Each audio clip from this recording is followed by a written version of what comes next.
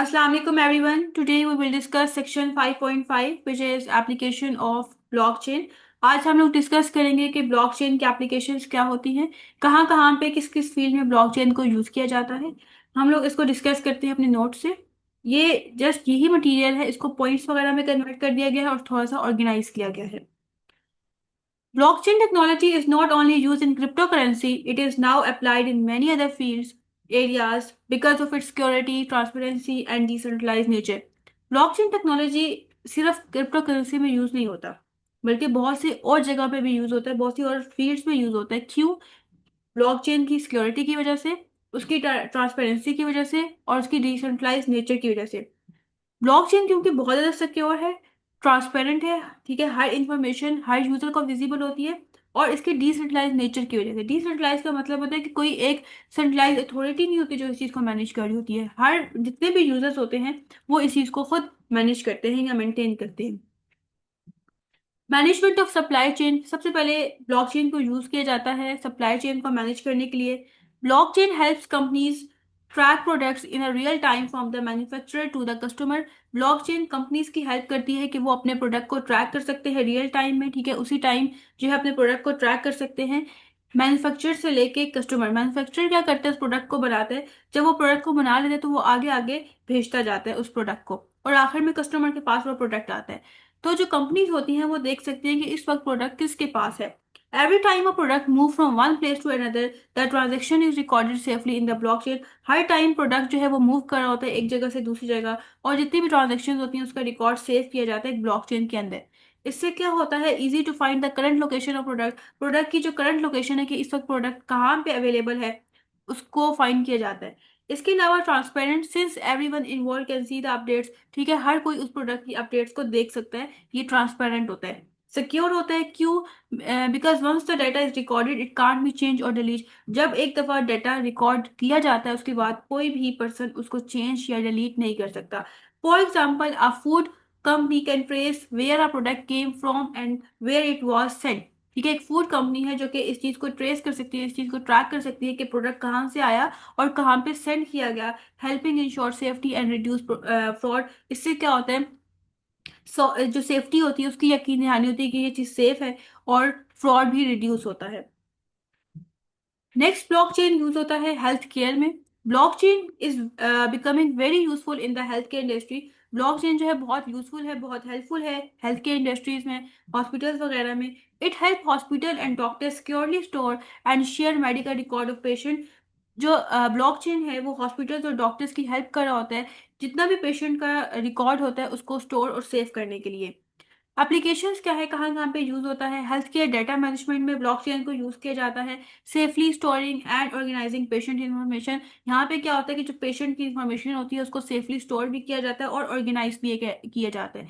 इसके बाद पेशेंट की ऑथेंटिकेशन को वेरीफाई किया जाता है, पेशेंट की शिनाख्त को वेरीफाई किया जाता है। रिमोट पेशेंट मॉनिटरिंग, पेशेंट को जो है वो मॉनिटर किया जाता है रिमोटली, ठीक है, वेरिएबल डिवाइसेस के थ्रू।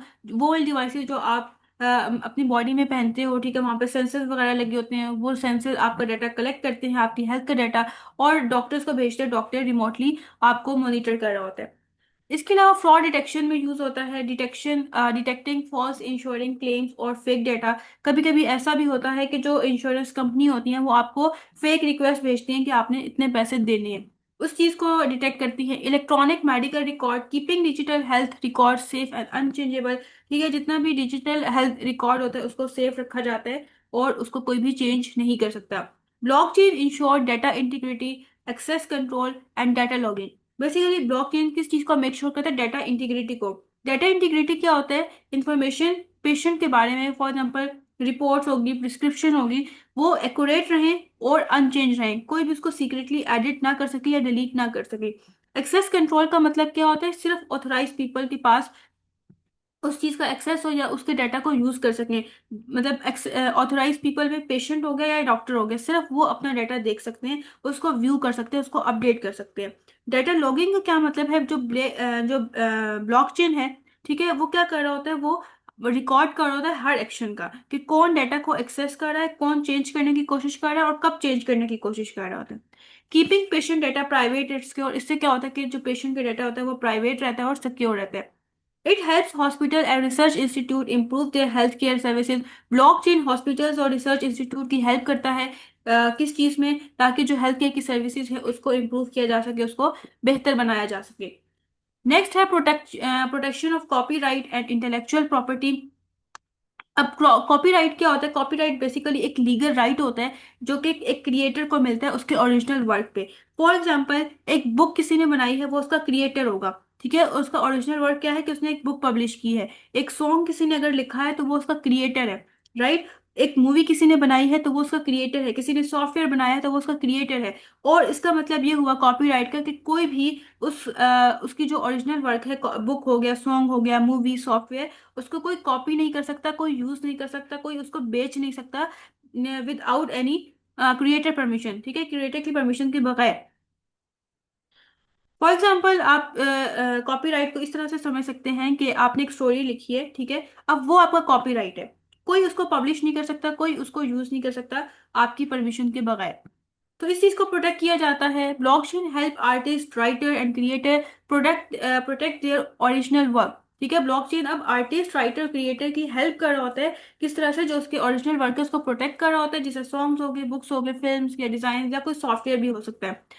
एक तरह से ये एक्ट कर रहा होता है ग्लोबल प्रूफ ऑफ ऑनरशिप, ठीक है, जो कि शो करता है कि किसका क्या काम है, ठीक है, किसने क्या काम किया है।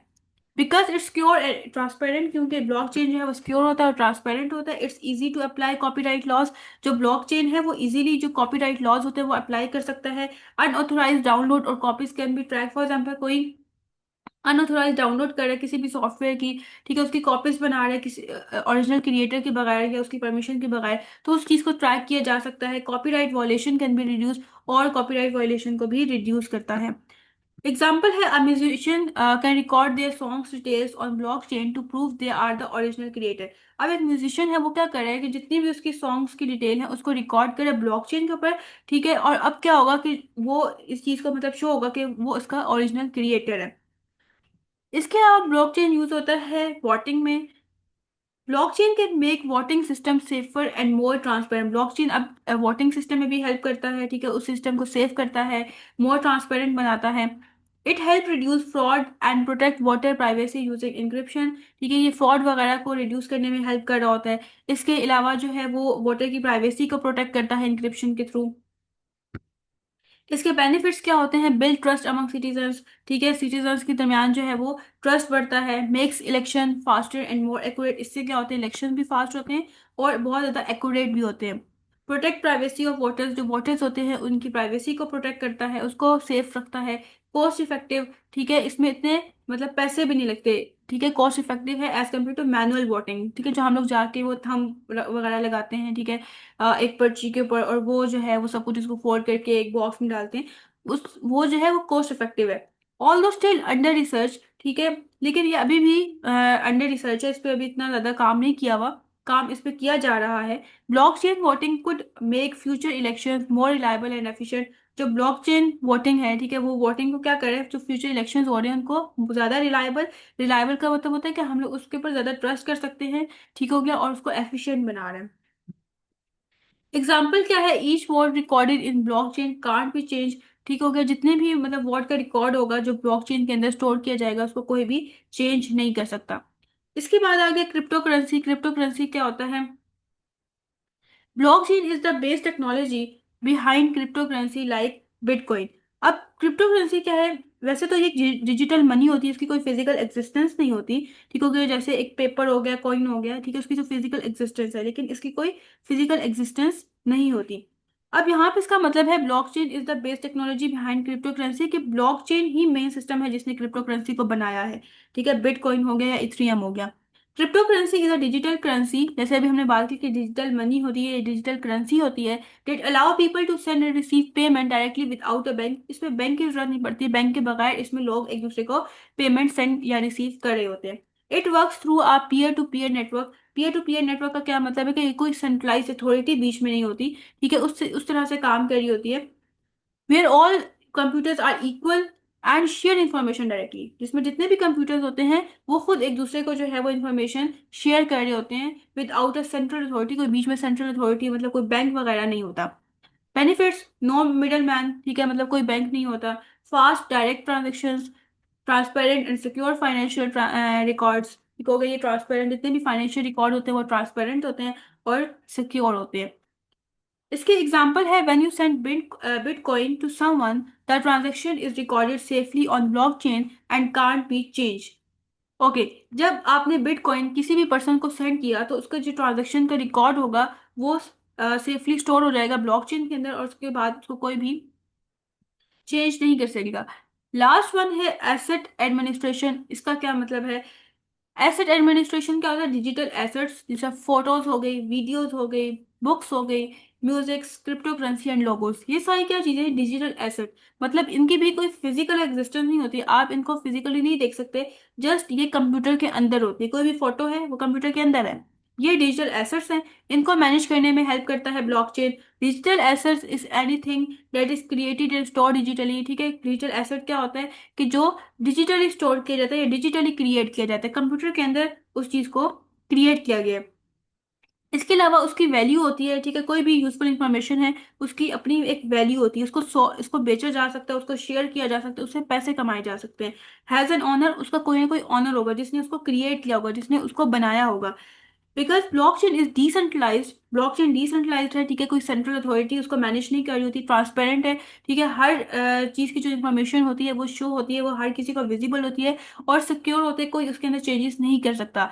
It helps verify ownership of assets, ठीक है। ब्लॉकचेन हेल्प कर रहा होता है कि जो एसेट का ऑनरशिप है उसको वेरीफाई करता है कि एक्चुअल में उसका ऑनर कौन है, किसने उसको बनाया है। ट्रैक हु क्रिएटेड और सोल्ड है, इस चीज को ट्रैक करता है कि किसने उसको बनाया है, ठीक है, और कब उसको सोल्ड कर दिया। जब वो चीज बेची जाती है तो अब उसका ऑनर चेंज हो गया, जब जिसने वो चीज ले ली है अब वो उसका ऑनर है, उस चीज को ट्रैक किया जाता है। प्रिवेंट डुप्लीकेशन, ठीक है, डुप्लीकेशन की ये नहीं कि दो दो ऑनर्स जो हैं वो कह रहे हैं कि हमने ये चीज बनाई है, कोई और कह रहा है हमने भी ये चीज बनाई है, इस चीज से प्रिवेंट करते हैं और इसके मिस यूज से प्रिवेंट करते हैं।